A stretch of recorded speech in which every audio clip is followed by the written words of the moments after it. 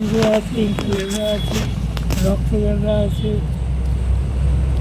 মায়াগন্ধা আছে। Good evening everyone. আজকে আবার চলে এসেছি একটা ছোট্ট মিনি ব্লগ নিয়ে। তো টিউশন করানোর পরেই রাস্তা দিয়ে তাকিয়ে দেখছি এই জেঠুটা ফুলের চারা নিয়ে যাচ্ছে মাথায় করে। শীতকাল আমার খুব একটা ভালো লাগে না, তোমাদের কেমন লাগে কমেন্ট সেকশনে জানিও। শীতকাল ভালো না লাগলেও শীতকালের একটা জিনিস আমার খুবই ভালো লাগে, শীতকালে চারিদিকে রং বেরঙের নানা রকম ফুলে ভরে ওঠে বাগানগুলো, আর এটা দেখতে আমার ভীষণ ভালো লাগে। ফুল আমি ভীষণ ভালোবাসি, সেই কারণে প্রতি বছরই আমি একটা করে ফুলের চারা কিনি, আর এবছরও কিনে। ফুলের চারা লাগাতে লাগবে মাটি, আর মাটি নিতে আমি চলে এসেছি দুপুর 3টেয় আমাদের বাড়ির পাশে জমিতে। আর এখানে এসে দেখি মাঠে এখন থেকে কুয়াশা পড়তে শুরু করে দিয়েছে। এটা কিসের জমি বলো তো? এটা সর্ষের জমি। এখন সর্ষে বেরোতে শুরু করে দিয়েছে।